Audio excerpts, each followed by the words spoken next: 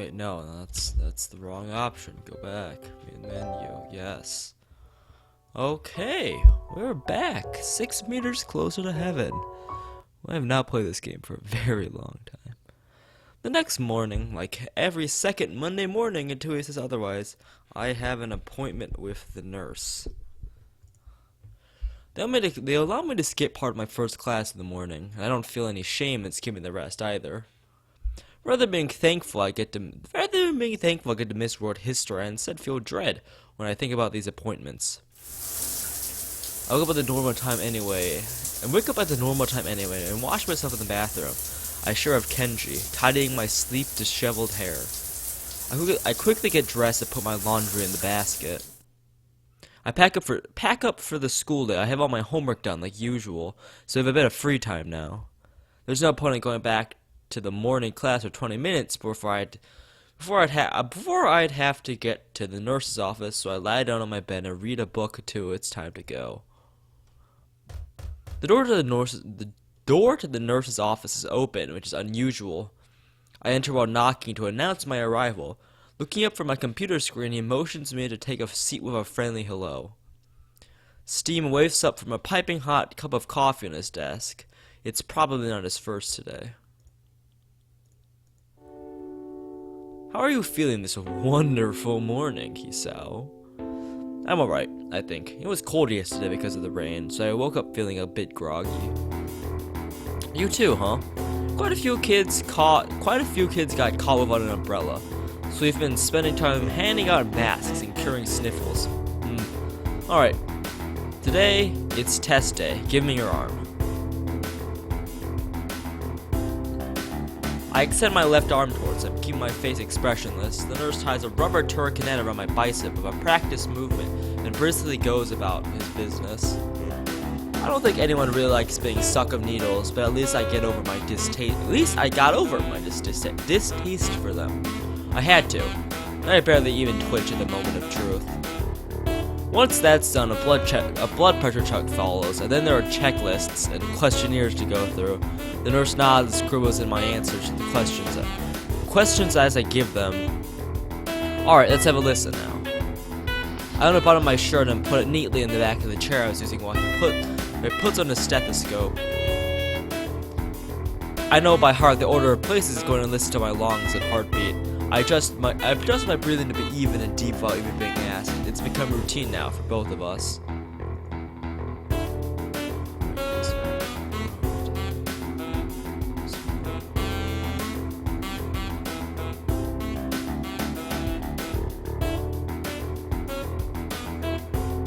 Sorry about that, I just had to check something real quick. It's funny, this is pretty much the only time in one's life where you can really concentrate on breathing and nothing else. It has always really amused me.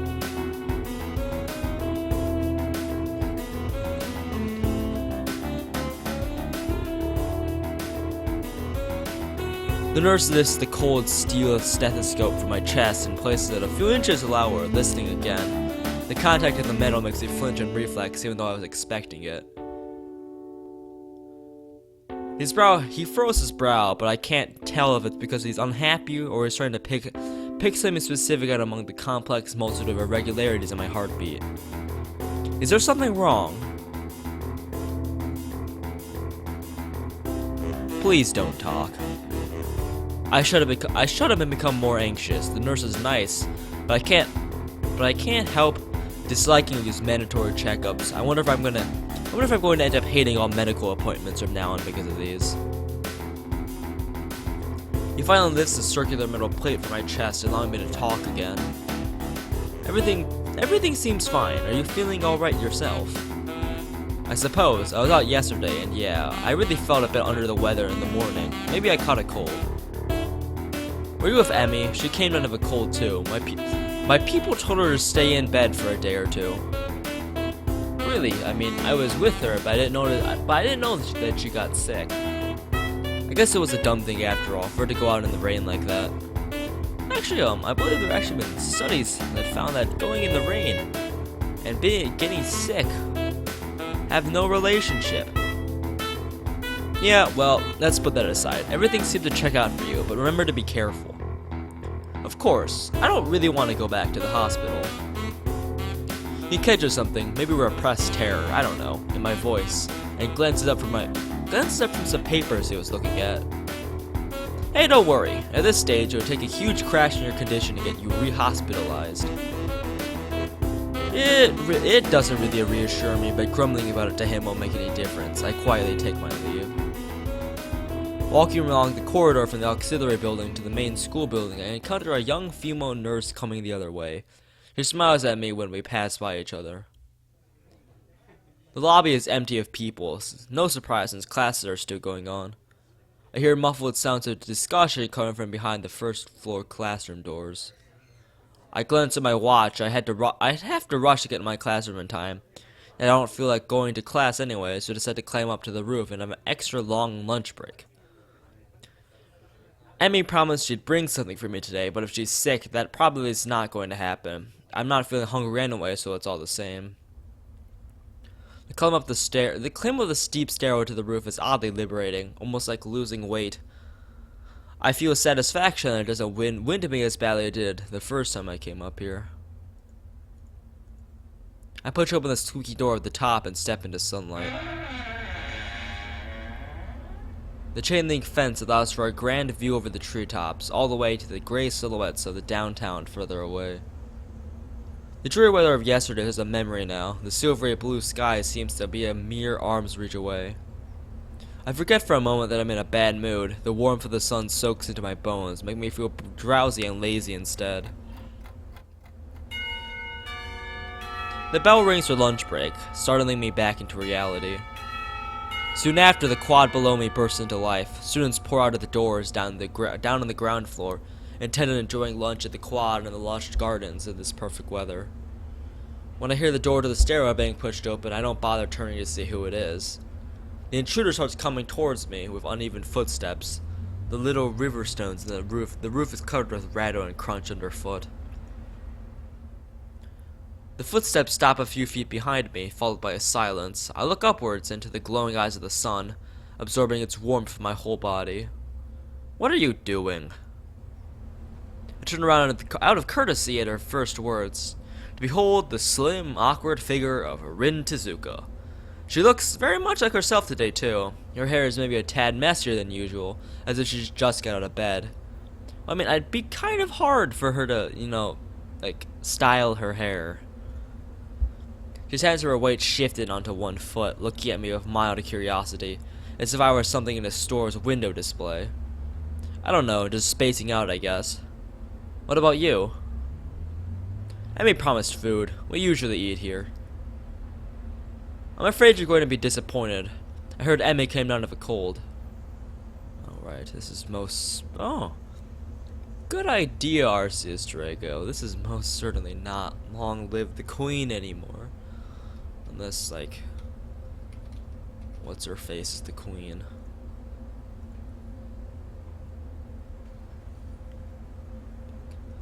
Man, I don't really know, putting it, making it we are back, boys, that just sounds kind of dumb, but, I don't know really I don't know where I would, punctuate, put the comma in there, so, stuff. Oh, I guess that makes sense. She wasn't in class. It's not that common to get a cold in June, though. You don't think she went running at the track afterwards like she said. The rain just kept going. Probably. In the rain? In the rain. That sounds like a bit too much for just keeping up with the training regimen. Emmy is a hard one. And so I can see her running in the downpour just because she had to. Oh, PSS. Welcome. I had a bunch of exams this week, so I kind of had work to do. And Ice JJ Fish, his mixtapes, I listened to a sample of it and determined that I could have used some work. But I guess that's kind of cool. Speaking of that, I'm not feeling well either. I'm not even gonna bother. Rin sneezes pretty hard, failing to stop it in time. She cranes her head. She cranes her head down to wipe her nose on her shoulder. So suddenly it would be too unladylike, I pull out my handkerchief and hold it to her nose. Here, bless you. Thanks. Dank memes. Dank memes are in. She clears her nose and I dab the handkerchief gently on it, wiping it clean. Her nose is really cute. Why? Why? What? Is this the thing people notice? Oddly enough, it's probably the girliest part of Rin's face. I think I'm blushing a little, but Rin doesn't notice. Like, what nose? Where is this nose he speaks of? Thanks. I think I might be coming down to something too, like I was saying. Hope not. Rin doesn't seem too bothered about eating, so despite the lack of Emmy-provided lunch, we stay on the rooftop. She comes over and stands next to me, right against the fence, looking into the same abstract distance as I am. Nobody else seems to be coming around to intrude upon this calmness either. It's quiet and peaceful. What does one do on a lunch break, if not eat? It turns out that, between the two of us, we don't really know. Fortunately, passing time is an activity that manages itself just fine. Even though there's no conversation to pull the silence between the passing seconds, no pointless activity is like cloud gazing to spend upon minutes between now and then. Time marches on relentlessly. I get maybe like someone on like the writing staff just had like a nose fetish or something and threw that line in there for fun. I keep checking the time on my watch, then decide it's a dumb thing to do. Instead, I try to hold out for as long as possible before I check again. Maybe I can hold out for 6 or 7 minutes. Rin remains silent, idly looking up at the cerulean expanse above us. I wonder why, more often than not, we don't speak much. She said that she doesn't like speaking because of her perceived difficulties with expressing herself properly. As for me, I think I just got sucked into the habit at the hospital, where I spent such a long stretch of time never really talking to anyone. Most of the time I feel uncomfortable with this quiet mood, and even when I get the feeling that I have to break the silence, it's always so difficult to come up with something to talk about when it's Rin. She and I are on such different wavelengths that nothing seems to be on common ground. Oh, well, PSS, have you tried, turning it on and off again? What is it that you like what is it you like about the sky so much? She turns to me, her eyes dark and serious. Sky is the only thing that is perfect. I know it. You could say that I'm an expert at the sky if you wanted. And I am, even if you didn't want to. A sky expert. It's always different, but it's always perfect. It's always perfect also when it's different. I follow her gaze up into the boundless blue expanse, thinking of her words. Have you wanted to be something different? It wouldn't be so bad to be the sky. She's a bona fide skyologist. No, I mean someone else, someone different. To go to a normal school like everyone else, not have to worry about stuff. What stuff? I try to find the right words for a moment, but can't manage to form a sentence that I'd be comfortable with actually using. Man, I don't really want to say it out loud. Try. I'm not so good at mind reading. Don't you ever want to not be disabled? She thinks about this and shakes her head, frowning. That's a hard question. I don't know what to say. It's okay if you don't say anything. For some reason, I'm just so unsatisfied with who I am right now. That I'm constantly thinking stuff like that. It's pretty hard to admit, but there it is. Honestly, I feel relieved about finally saying it aloud to someone, even if it's just Rin. I think I want to be different sometimes. I thought about changing myself lately. It's a bit scary, like walking backwards with your eyes closed. Oh, new music. There's new music. The difficult part is to know where your toes are not pointing at. I mean, directions. Even if I don't do anything, I would never stay the same. It's like my old paintings. They are different than what I paint now because I'm different, but they're still my paintings, so something's the same. That's really strange. I'm different every day, but I'm still me every day. Who am I then? Is that a riddle? If you want it to be. I don't know the right answer though, so you have to come up with that. Come up with it yourself. Well, it's the sky, isn't it? Going by your own definition. I actually managed to surprise her by that. Maybe she had already forgotten about it. That's right, but I was thinking about myself when I said that. Very strange. This is 99% of your conversations with Rin, Arceus Drago. Like vague college level, introductory college level psychology with Rin. Could it be that I'm actually the sky? I don't think that's possible. Your logic is a bit off somewhere. Oh, you don't say so. She looks down and shuts up. I can see she's quickly going over the deduction, mentally seeming unhappy with the result that she finally arrives at. Yeah, maybe I'm not the sky. Would it make sense? I have a hard time knowing what kind of person I am. Sky. S-K-Y. S-K. SK Gaming. SK Gaming is a professional League of Legends team. League of Legends. Legends. Legendary. Legendary is an adjective. You know what else is an adjective? Triangular. Rin is an Illuminati confirmed. Yeah, maybe I'm not the sky. Would make sense. I have a hard time knowing what kind of person I am. You're not the only one. It's like my mind is in some other place than the rest of me. Underwater. Yeah, I wonder how it got there. I have no answer, so a brief silence falls between us. For a moment, I shift my gaze back to the sky above us. The last time I really paid much attention to the sky was, well, I guess it must have been at the hospital. I could only see a thin strip of the sky from the window of my room. If I walked up to the windows and pressed my face against the cold glass, the strip became bigger, but not by much. The sky made me feel sad and lonely, a reminder of the world on the other side. I wonder if there's another world beyond the sky we see from here on the school's roof as well. I can't stop comparing her life at Yamaku to my hospitalization, but I really should. I'm not there anymore.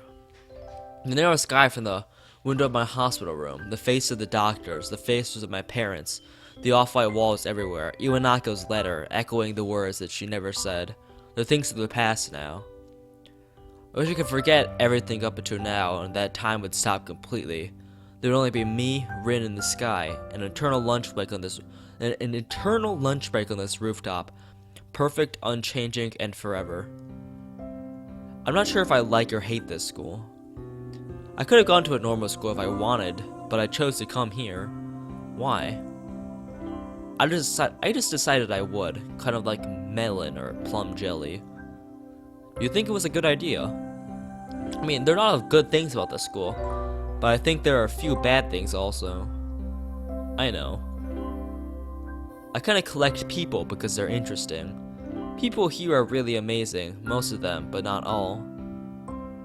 Some people can't take it. They hurt too much. It gets really bad sometimes, you know. They hurt. I wonder if you're like that too. I hope not. I don't like things like that.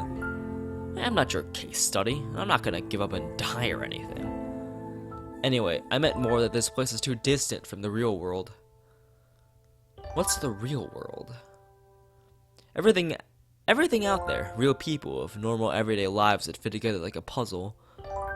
You don't think that we aren't like that? Real people?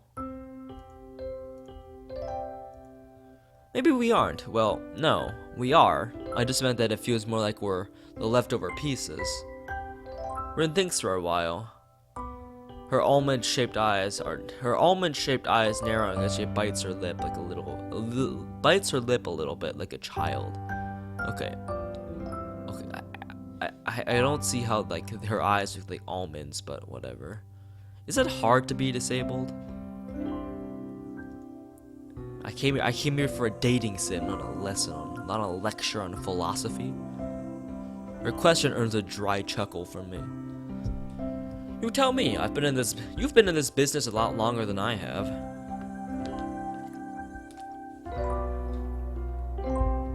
She thinks about that for another while. I don't really feel that disabled. I mean, I do pretty much everything differently, but it's not that hard. I can always practice. I started to practice food things this year. I think I want to learn to cook in a real kitchen someday. I mean, this isn't even like that emotional, just really like, it's just super existential and like metaphysical. It's not even like, I don't know, what purpose does this serve? That's admirable, but I don't think it's just a state of mind. Maybe not to you. I have no good counter to that, so I concede by falling silent. The situation is making me more and more confused. I know what I want, but don't know how to reach it. Rin seems to believe she can simply will herself into the shape she thinks she needs to be, but can't decide whether she wants to be a bird or a butterfly. I think in the end I'm not really happy with who I am either, but that doesn't mean I regret being who I am. That's the thing wrong with you, Hisao. I'm only started to process that rather blunt statement before Rin suddenly hugs me. Well, here are your feels, Arceus Droigo. Wait, how does this even work? Like, what does this look like? Is she just like, what? What are you doing? I've never been hugged by a girl with no arms before. To be honest, it doesn't really physically feel like a hug. The awkward way she presses her body against mine and the lack of embracing arms makes it feel like she fell on top of me. But the warmth of a real hug is still there, and that's how I recognize it for what it is. I'm hugging you, Hisao. And okay. Okay, Katawa Shoujo, take it easy. I know that, but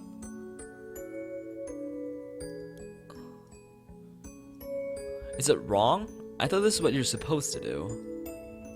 I'm not really used to this kind of thing. The first time Emmy hugged me, I got surprised and kicked her in the stomach. I can kick pretty hard, so she hasn't been hugging me an awful lot after that. It's not wrong, no. It's just me. Things are a bit hard for me. For the time being, I can't seem to react properly to anything. Really? So it's hard being disabled after all. I guess she has me cornered there. I don't have the energy to start arguing against it, but I feel like I have to get something out. Well, no. It's not that hard. I just think that it's me overthinking things. I really wish I didn't feel so sorry for myself all the time. I wonder if I was this fragile, or if I became this after my incident. Nothing had ever truly shaken my word like that before, so there's no telling.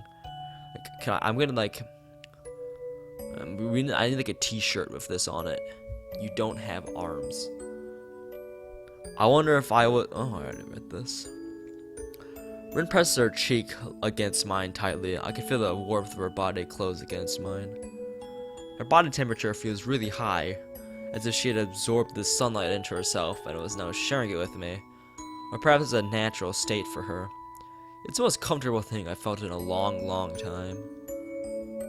Oh, your heartbeat does sound really weird. It's like a drunken percussion orchestra. Please don't say things like that. I get very uncomfortable. I laughed at her comment anyways, in an attempt to ease the tension. It sounds a little bit too forced. Man, I'm sorry I'm such a mess. That's okay. It's the best part of you. Hearing that doesn't make me happy. She breaks off the hug and settles down. An awkward silence falls upon us, like a blanket, me feeling embarrassed about myself and Rin trying to arrange her expression as something she likes. One last time I glance upwards. This rooftop is really great. It's like I'm getting just a little bit closer to the sky. I know a better place, but we can't go there on lunch break. I could take you there sometime if you want. The bell rings for the beginning of afternoon classes, and Rin stands up to make her way downstairs. I don't hurry after her, deciding to stay up here for just a little while longer. Thanks for the hug. Thanks for not kicking me. After Rin leaves, I find that tears roll down my cheeks and cry for my condition for the first and only time in my life. and I cast away the hollow person laying in the hospital bed forever. With that very emotional, of that emotional scene we got here, I will end the stream for today, because this seems like a pretty good place to stop. So I will see you all next time for more Katawa Shoujo. Thank you for watching. Oh, PSS. Oh, well, okay. We'll do we can do more of this. Never mind. We're not done yet. 2 days later, I'm feeling less miserable. I even go for a long, brisk, healthy walk like the nurse recommended, something which I had avoided and dodged all sorts of excuses earlier. I feel more active in class as well, delighting our science homeroom teacher, Mr. Meto, who have correct and promptly delivered answers. The break right now between the 2 morning classes is too short for any sort of meaningful activity, but too long to just spend it sitting in the classroom doing nothing. Going out into the hallway isn't much better, but flexing my stiffened muscles is a better use of time than letting them get even stiffer by staying seated. The door of the neighboring classroom opens, and the students at 3-4 emerge to further fill up the already semi-crowded hallway, so their teacher kept them in for a few extra minutes. Emmy is among them. She noticing her, which almost makes me look away on reflex. I don't, however, and Emmy smiles at me as she happily skips past the other students. Emmy looks pretty energetic, showing no signs of illness whatsoever. It seems she recovered from the cold. I mean, you could restart your phone. I don't really know what to tell you. Hey, good morning. I see you back on your feet. Feeling better now? She looks fine to me, but I still feel compelled to ask. Thanks, and yeah, I do. It was just a cold, nothing serious. Emmy laughs confidently, as if to emphasize her condition. I wonder for a moment what would count as serious in Emmy's book. She's eager to put the topic aside, though. Where are you going? Off to Rin's room to see if she's awake yet. Oh, just skipped the morning class. A sheepish smile emerges on Emmy's face. She gets slightly flustered. Not exactly. It seems that she caught the cold that I had. Sorry to hear that. Well, she was out in the rain and Sunday with us after all. I saw her on Monday, and she was feeling a bit under the weather back then too. Yeah, anyway, I'll ask the nurse for some cold medication to give her if she doesn't get better soon. Well, PSS, I wish you the best in working out your phone troubles. She leaves to the girls' dorm. I want to go with her to wish Rin well. I want to tell her that I'm better now too, but it doesn't feel appropriate. An unspecified feeling diverts my thoughts away. I can't summon the resolve to go in there. This is what Iwanaka went through, and she should tell me how she felt, what she felt. Okay, that was a rather short day.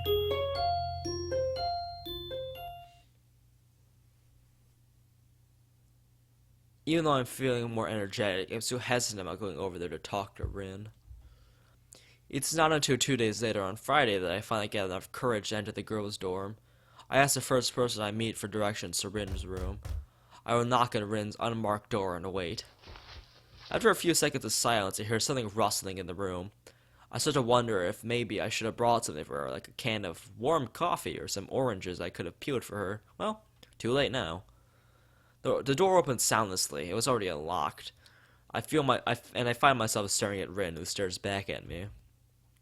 She looks like she just got out of bed, with her hair all messed up. And barely any clothes on. Okay, Twitch. Am I allowed to show this on Twitch? Is this against the terms of service? Someone please advise me. Hello. There's a strange, stupid-looking smile on Rin's face. I'm not exactly sure why. Rin smiles so rarely that it seems to be out of place every time. Especially now, given her partially undressed state. Said state makes me feel incredibly conflicted about whether or not this was a good idea. PSS, hopefully restarting your phone fixed your problems. Her cheeks are flushed rose red, contrasting with the milky pale complexion of a person who doesn't get enough sunlight. Her forehead looks sweaty as though she might have a fever. Hi. Okay. Well, until like we get to like the actual two things we like actually need to censor, I probably won't actually censor things. Now what? I didn't plan for anything. I didn't plan anything further than this, and Rin is staring at me with those expectant eyes of hers again. Same about this situation gives me very strange vibes. Her eyes are more vacant than usual, and she seems to have a hard time focusing on them on anything. Yeah, I probably will upload this to YouTube, though it might take a few days, because I try to like stick to like I tend to stick to like one part a day on YouTube, and like already slightly behind. So I mean, ideally I want to like upload it like the day after the stream, but like already kind of banked up right now. Lack of clothing is disturbing, but since she herself doesn't seem to be bothered, why should I?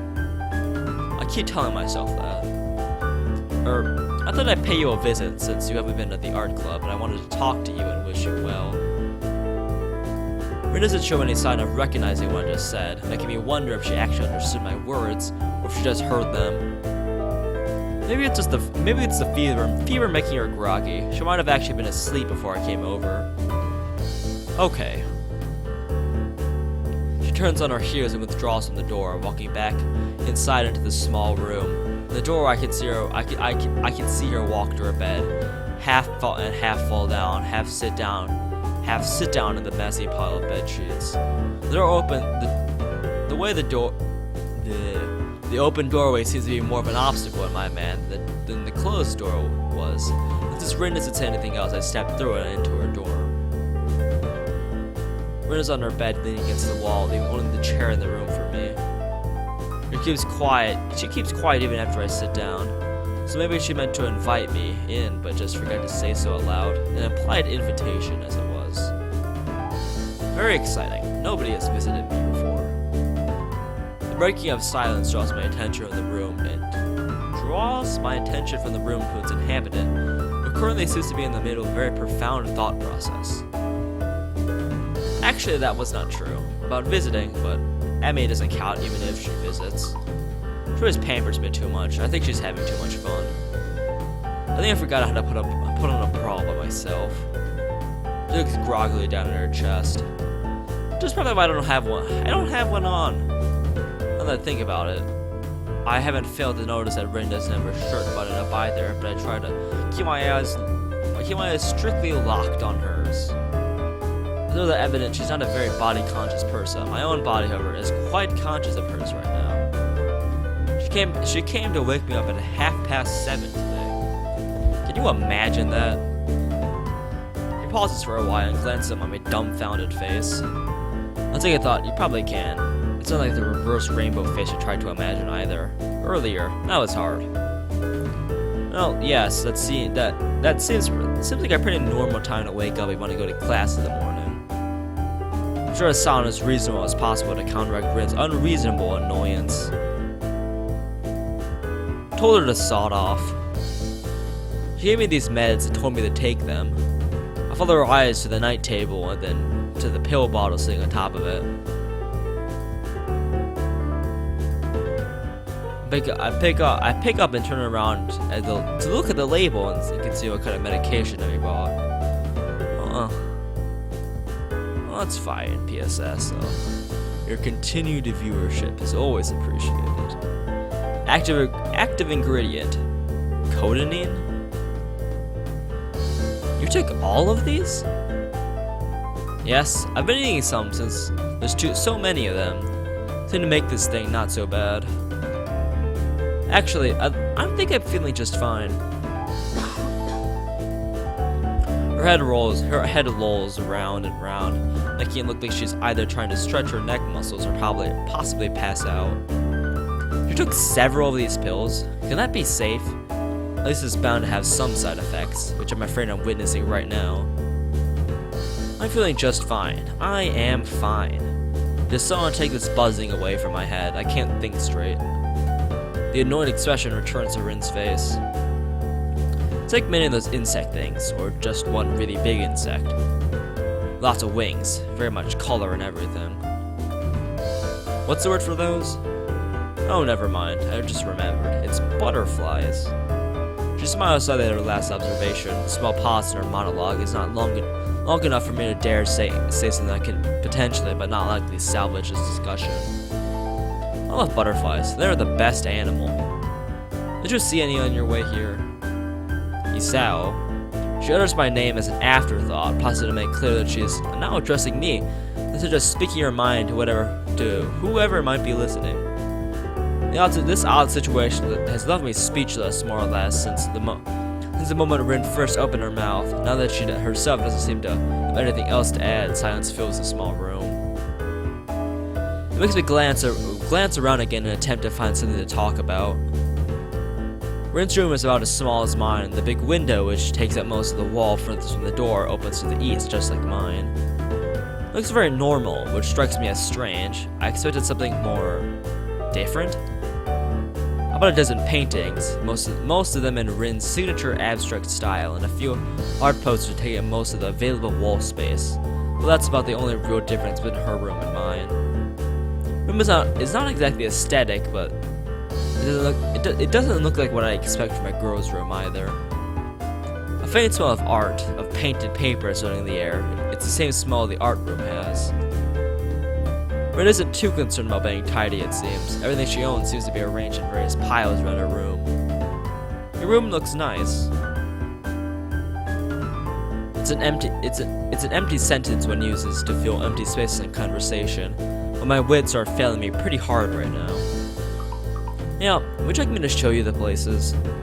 She looks down at her half-open shirt quizzically, making me inadvertently follow her gaze to her chest.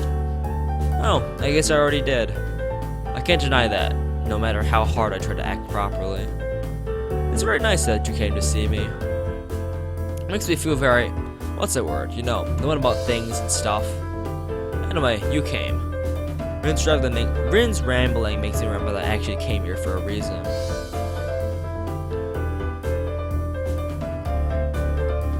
Hey, about what we talked about on the rooftop on Monday. Remember? Rin doesn't seem to be exactly attentive right now. Not that she ever is. I paw ahead and get it off my chest anyway. I just want to tell her that I'm going to be better from now on, I guess. I hate being pathetic, so I decided that I'm not going to be anymore. I guess that's all. Okay, isn't that good? The blurry words flood her lips slowly and uncontrollably. I'm happy for you, I think. That's what I think. You shouldn't look so sad all the time. I mean, looking sad is fine. If you're not sad, but you look sad like you're actually sad. Oh, hello, Peach. We're just sitting here in Rin's room with her half naked, and me questioning whether or not Twitch will come after me for like violating their terms of service. That's no good. Are you going on some training camp where they make men out of boys or mountaintop meditation? No, I don't think so. Oh, I guess that's fine too. Sentences come out of her mouth and probably her brain, one at a time, with small pauses when each, making her gibberish hard to understand. I just think it seemed like a good idea. Maybe it's not. Rin flashes with one more line, getting to say the last word over herself, an impressive display of what I can only describe as mental shadowboxing. While I'm embarrassed myself, might as well tell them I'm sorry that I said some stupid things to you last week. It's your own business to decide what you're going to do. She seems to not register my words first, but then understanding lights in her eyes, and she waves her head around in a way that can be interpreted as anything. It's okay. I probably said stupid things too. It's just sometimes a bit hard to keep my thoughts the way I like them. They're not very straight, at least most of the time. Not that I want to have them straight. I just wish they were in at least some kind of shape. Round is fine too, but I need more definition. My thoughts are very messy. Yes, you've told us this many times. Messy. She repeats the word melancholically, then flops down on her bed and nuzzles her head against the pillow, shutting her eyes. Enough. Tired. Here she go. I'm going to sleep again. She opens one of her eyes to look at me. Was it you who likes to look at sleeping girls, or someone else? Maybe there were many of those. I can't remember. You can stay if you want. No, I'll leave. I have homework to do anyways. I stand up from the chair and take a step towards the door. Wait. Her request stops in my track, now they intended to scoot off right away. I look over my shoulder at the girl lying on her bed, again at the strangest kind of smile on her features. She should smile more often. I can walk you to the door. It's the least a gentleman can do. Rin giggles like a little kid, and making me beyond absolutely certain she took far too much of her cold medication today. I have always wanted to say that. Slowly and with difficulty, Rin rises to a sitting position again, and she stands up with even more difficulty and more slowly still. As if guided by some masculine automation, my eyes instantly lower to the curve of her thighs and the striped panties, at which my manners force me to lift my gaze back to Rin's eye level. It's almost getting too hard to do that. Rin, standing, although barely, it looks like she has trouble keeping her usually decent balance. Again, probably a side effect of the medicine.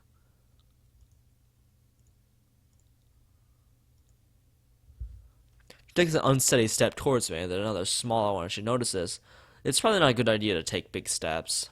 I feel my muscles tense. I prefer to catch Rin if she falls down. She manages to take 2 more steps where she falls against me. To my surprise, neither her downward momentum nor her slight height difference are able to stop Rin from pressing her heart-shaped lips squarely against mine. As her lips part after a confusing moment of nothing but the taste of Rin, I look down at her trying to find some explanation for this bewildering event. Well, this escalated quickly. The euphoric smile of a madman broadens on Rin's lips again, and I wonder if I will remember this tomorrow.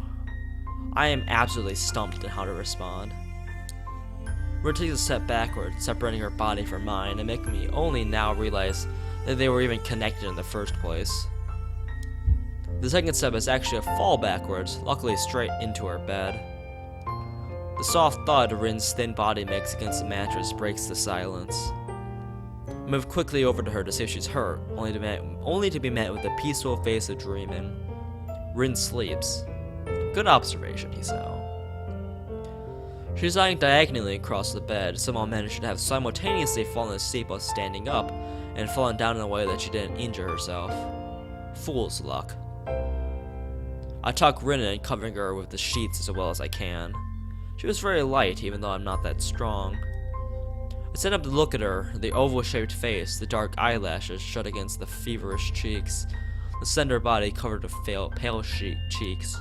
Sheets.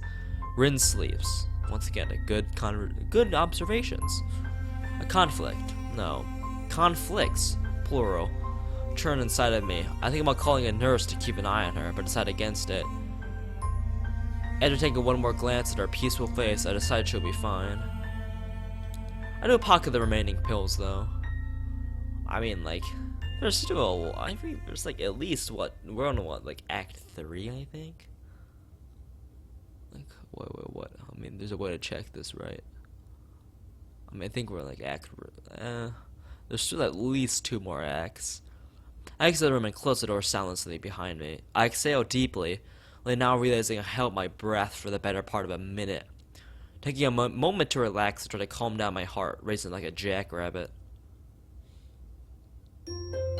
After that very, interesting encounter with Rin, I think I will actually be ending the stream off for now.